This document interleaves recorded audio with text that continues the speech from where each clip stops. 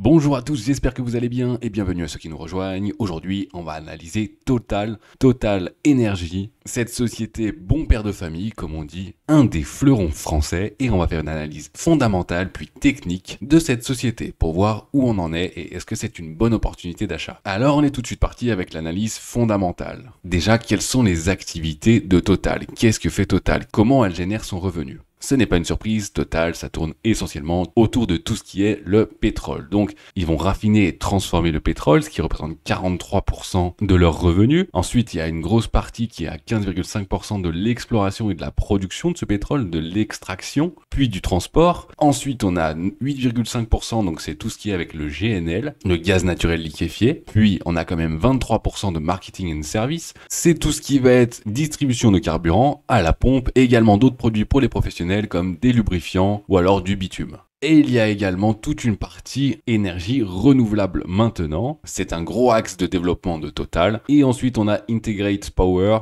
Ça va être la partie électricité, puisque vous savez que maintenant, vous pouvez payer votre électricité à Total Direct Energy. Vous n'êtes plus obligé de prendre à l'EDF. Bon, ça fait un petit moment maintenant. Ensuite, pour la ventilation par pays, on a la France à 23,5%, donc vous voyez que c'est un peu plus d'un cinquième, mais ce n'est pas l'essentiel. On a également un peu moins de 10% dans l'Amérique du Nord, la même chose en Afrique, et on voit qu'il y a une grosse partie dans le reste de l'Europe qui est à 41,2% et le reste du monde 16,8%. Donc c'est une société qui a des revenus dans le monde entier, globalement dans tous les pays utilisateurs de pétrole, c'est-à-dire aujourd'hui quasiment tous. Et ça va être très important puisque quand on analyse une société mondiale, on va prendre en compte la macroéconomie mondiale et pas seulement d'un pays ou même d'un continent. Même si en l'occurrence, il y a quand même 65% quasiment qui est en Europe, donc ça va représenter la majeure partie. Allez, sans plus attendre, on va analyser la société plus en détail, plus en profondeur. On va voir ce qui nous intéresse, la structure du capital, la santé financière, la croissance, la rentabilité, le nombre d'actions, le return on invested capital. Est-ce que Total aime ses actionnaires? Bon, vous avez peut-être déjà une idée de la réponse. Mais ici, on va le voir avec des chiffres. Déjà, au niveau de la propriété, on voit qu'il y a quasiment 90% des actions qui sont en circulation. On voit qu'il y a 42,7% qui sont détenus par des institutions, et ça c'est détenu par 917 institutions, et en fait il n'y a qu'une seule personne qui détient toutes les actions étroitement détenues par des initiés, et là en l'occurrence c'est un initié, c'est Bernard Pinatel, donc c'est le président de la partie chimie et raffinage, ce n'est pas le CEO. Ensuite pour la structure du capital, on voit que c'est une entreprise qui vaut 174 milliards d'euros, elle est cotée évidemment à Euronext Paris, donc c'est en euros, et on voit qu'il y a quand même une dette qui est de 50 milliards d'euros. Donc elle ne se finance pas exclusivement avec la bourse. Au niveau des liquidités et des équivalents, on voit ça dans la santé financière, pour sa solvabilité. Alors en regardant ça tout de suite, on peut voir que ce n'est pas une société de croissance, puisque regardez le free cash flow, il n'est pas du tout constant. Bon évidemment, à chaque fois, il faut regarder, il y a eu 2020 dedans, mais on a des variations. Donc 2019-2020 c'est une baisse, ensuite 2020-2022 on remonte et ensuite 2023 on baisse, mais vous allez voir que ce n'est pas pour ça que le cours de la société baisse. On peut voir également que le montant de la dette est aussi en décroissance. Et quant au montant des liquidités, eh bien c'est pareil, on peut pas vraiment décrire une croissance puisque ce n'est pas pareil d'année en année. On voit par contre que évidemment elle est très solvable, sa dette pourrait être remboursée très rapidement, rien qu'avec la part de free cash flow et de liquidité. En tout cas, depuis 2022. Puisque ce n'était pas le cas, par exemple, en 2019 ou 2020, où là, la part de dette était bien plus élevée. On voit ça d'ailleurs au niveau de la croissance. On voit un petit peu la même chose, le revenu augmente, sauf en 2023, et le revenu net, c'est la même chose. Bon, 2020, année de crise, évidemment. Pour les sociétés pétrolières, tout est fermé. Évidemment, ce n'est pas bon signe, on est bien d'accord. Mais c'est d'ailleurs pour ça qu'en 2023, ça ralentit un petit peu. C'est parce qu'entre 2021 et 2022, il y a une reprise de l'activité qui a été considérable, et maintenant, ça ralentit un petit peu, il y a le contre-coup. Une marge nette qui est aux alentours de 10%, ce qui est très bien, et ce qui est très difficile également à savoir pour le futur, puisqu'en fait, tout va dépendre essentiellement du prix du pétrole. C'est un facteur qui est extérieur à l'entreprise, qu'elle ne peut pas maîtriser, mais évidemment, c'est ce facteur-là qui va déterminer tout le reste. Puisque Total produit du pétrole et le vend, elle va faire ses investissements à un moment, et c'est ça qui, pour la majeure partie, va coûter très cher. Donc ensuite, si le prix du baril de pétrole augmente, eh bien, c'est tout bénef pour Total, puisque, eh bien, elle va pouvoir vendre plus cher son pétrole, alors que son coût de revient n'aura pas changé. Cette société est donc très liée au coût du pétrole, mais bon, c'est pas une surprise, j'imagine.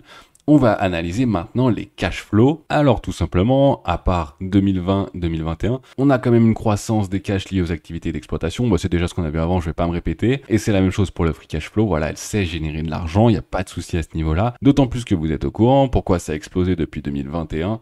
C'est également parce que le prix du pétrole a explosé. On le sait bien, hein, à la pompe, c'est plus la même chose, et c'est pour ça qu'en 2022, les chiffres étaient beaucoup plus importants, parce qu'entre-temps, eh bien, ça a quand même rebaissé, ça s'est calmé un petit peu. Il y avait eu des tensions géopolitiques également qui ont fait enflammer le prix du pétrole, et c'est Total qui en a profité. Ça profite toujours à quelqu'un, hein. Donc, tant qu'il y a du pétrole, tant qu'il y a de la consommation, Total génère du free cash flow. Et on a beau entendre tout le temps qu'il faut aller vers les énergies renouvelables, il n'y a jamais eu autant de consommation de pétrole qu'aujourd'hui. Faut quand même en être conscient, hein. Alors, ce que je voulais vous montrer, c'est que là, Total pense vraiment aux actionnaires. Regardez, le cash lié aux activités de financement est en négatif, d'accord? Et surtout, depuis 2021, il est vraiment en négatif. Alors, deux choses. Déjà, le coût de la dette a augmenté. Donc, les intérêts de la dette ont augmenté. Mais comme on a vu au début, dans la structure du capital, eh bien, ils rétrécissent leur bilan. Puisque, comme la dette coûte cher et qu'ils ont de l'argent, eh bien, ils vont retirer de la dette, d'accord? Ils vont retirer de la dette, ils vont la racheter tout simplement avec du cash. Donc, c'est pour ça que le cash lié aux activités de financement est vraiment négatif. Et il y a une deuxième chose également, c'est que Total rachète des actions, d'accord? Donc ça, c'est très bien.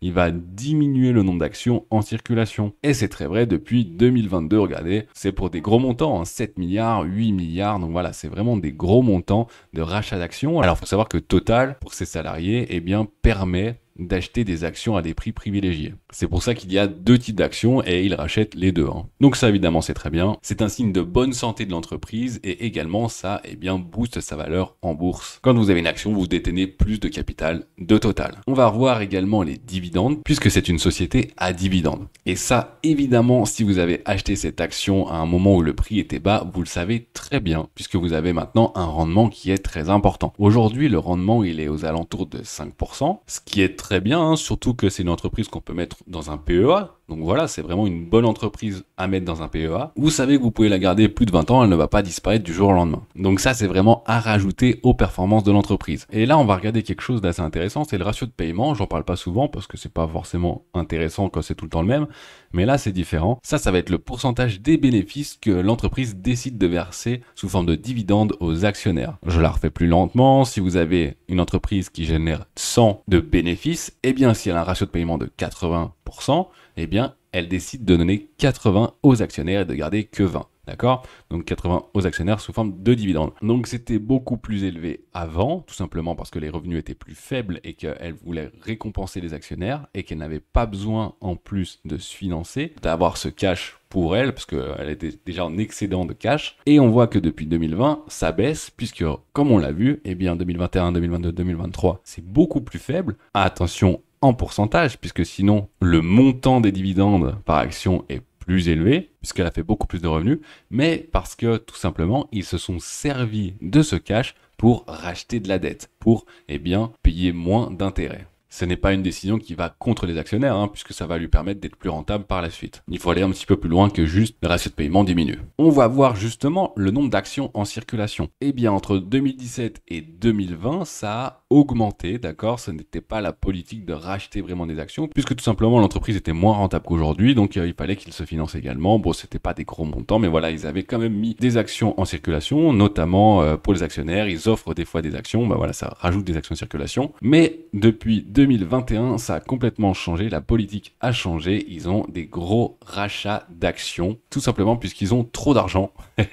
Donc voilà, c'est une bonne chose, l'entreprise est en pleine forme aujourd'hui. Alors ça fait mal, parce que nous, quand on met de l'essence à la pompe, bah ça coûte plus cher, mais bon, ça profite à Total, donc si vous êtes actionnaire, eh bien ça compense. En petite conclusion de cette santé financière, l'entreprise va bien, elle génère même beaucoup de cash, et ça profite aux actionnaires. Mais il faut quand même se rappeler que ce n'est pas une entreprise de croissance, elle ne va pas faire un 300% d'ici 2 ans. En tout cas, ce serait très étonnant. Il peut quand même y avoir des facteurs qui vont dans ce sens-là, notamment, on va en parler, le fait que Total va peut-être débarquer à la bourse de New York. Et alors là, par contre, si c'est le cas, les valeurs pétrolières américaines ont des valorisations en bourse beaucoup plus élevées. Je fais une mini parenthèse, si jamais vous êtes intéressé par, eh bien, tout ce monde de la bourse et des investissements en général, on cherche à former des conseillers en gestion de patrimoine pour que justement, vous qui êtes conscient de l'importance de l'investissement, eh bien vous pouvez l'expliquer à beaucoup plus de monde. Ici, on parle que de bourse, mais évidemment, les investissements, ce n'est pas que la bourse.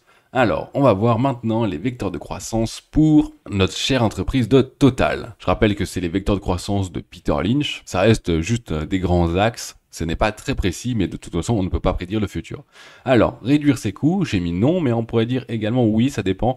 Avec l'intelligence artificielle, ils arrivent à réduire les circuits, ils arrivent à faire pas mal de choses, mais ça va être contrebalancé par le fait que, eh bien, le coût du travail coûte de plus en plus cher, le coût des matières premières également, pour créer tout simplement, eh bien, des puits de forage et ce genre de choses. Donc voilà, ça coûte extrêmement cher.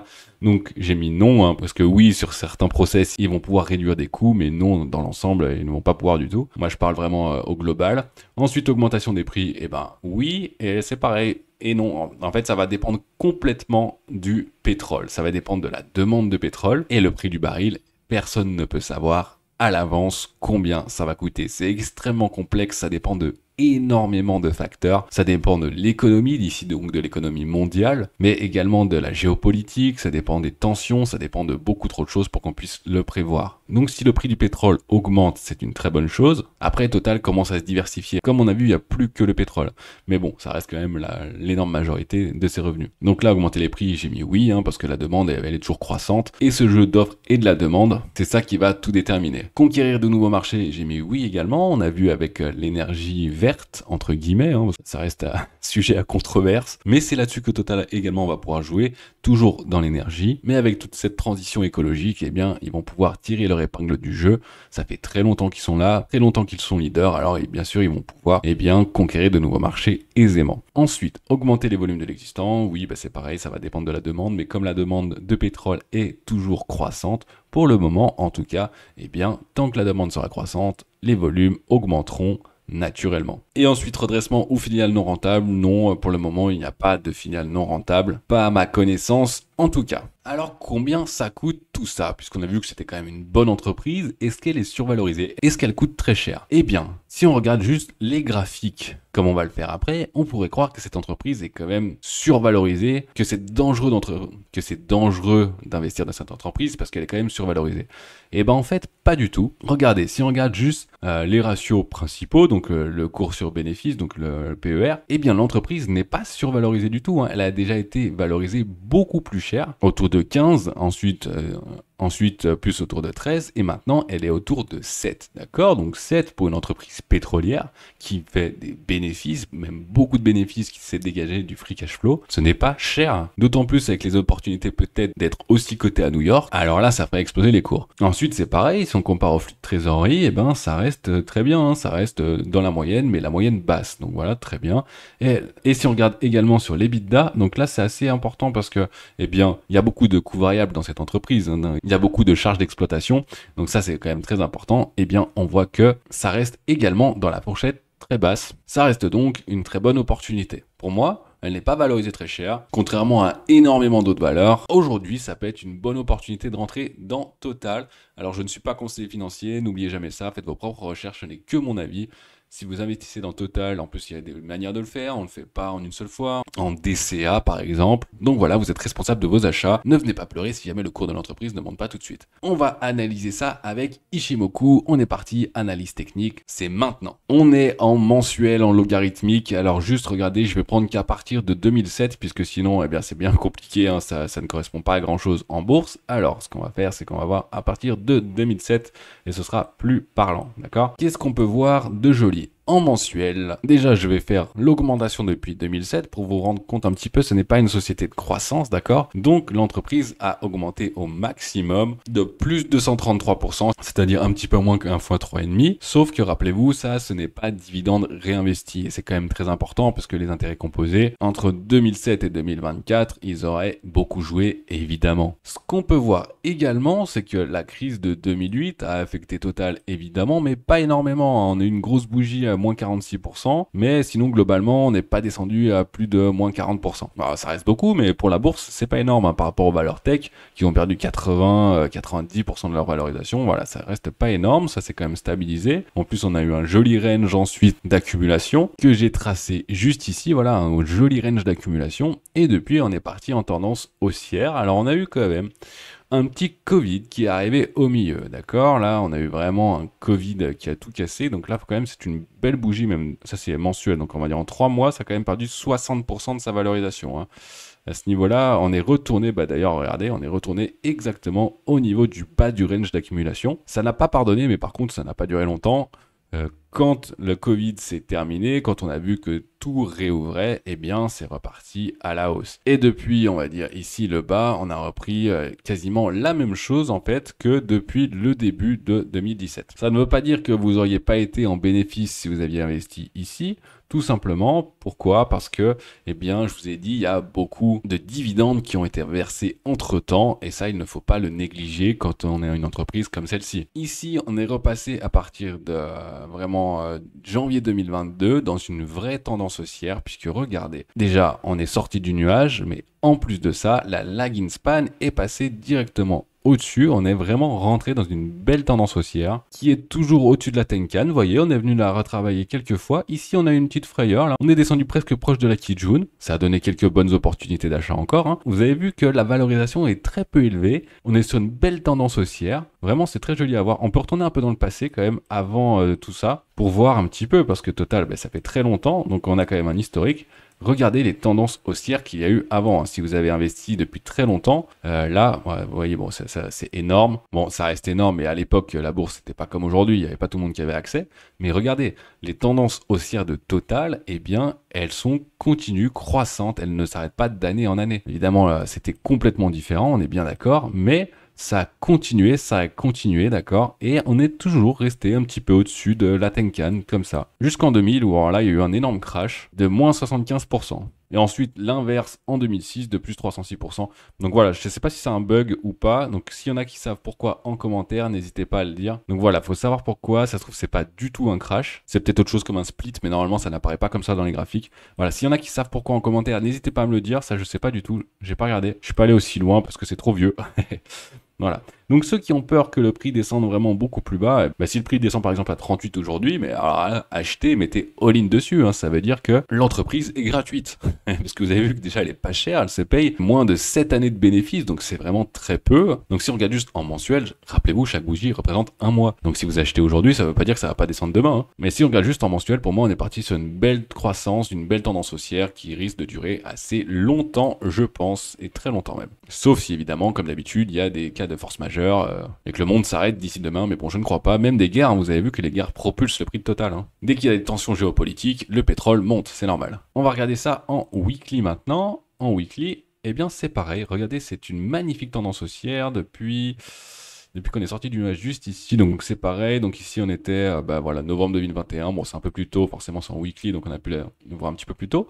Mais regardez, hop, on est parti au niveau du nuage, on est revenu à chaque fois. On est venu rebondir à chaque fois, soit sur le nuage ou proche du nuage ici, ou soit la lagging span à chaque fois, regardez, elle est venue rebondir sur quelque chose, que ce soit à chaque fois le haut des cours, ok, ou alors ici sur la Tenkan, mais elle n'est jamais descendue au-dessus.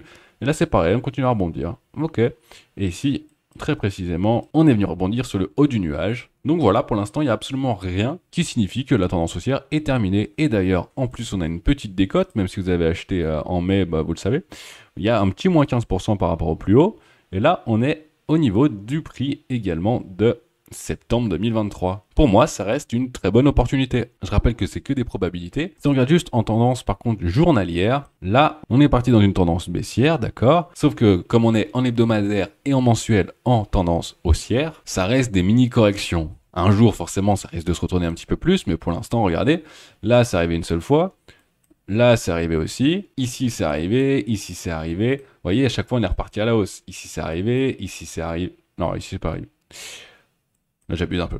Voilà, donc c'est pas arrivé qu'une seule fois, c'est arrivé plein de fois. Donc pour que Ishimoku nous valide une tendance baissière, il faudrait que ce soit une tendance baissière sous toutes les échelles de temps et pas juste en daily. On ne sait pas si la petite correction est terminée, ça veut peut-être juste dire que, eh bien, il va y avoir de meilleures opportunités encore dans quelques jours. Mais moi, je parle d'investissement, pas de trading, hein. On essaye juste d'avoir à peu près le meilleur prix, mais que ce soit à 60 ou à 57 ou même à 54, soyons fous, eh bien, sur le très long terme, vous restez largement gagnant. D'ailleurs, on n'est jamais sûr, donc n'achetez pas en une seule fois. Ma conclusion, pour moi, Total, bonne opportunité d'achat. Surtout en ce moment où le marché est survalorisé sur beaucoup de valeurs, eh bien Total ne l'est pas du tout. Donc ça peut être vraiment une bonne valeur à avoir en fond de portefeuille, une bonne idée de diversification. Je rappelle qu'on cherche à former des conseillers financiers et également si vous voulez avoir accès à d'autres produits comme des CPI performantes ou alors du private equity, on travaille avec une banque premium. Donc n'hésitez pas à aller sur le lien en commentaire, DL Solutions/investissement ou juste simplement me contacter pour me poser des questions. En tout cas pour l'heure, moi je vous dis merci d'avoir regardé, à très vite pour une prochaine vidéo et bonne semaine ou bonnes vacances à vous.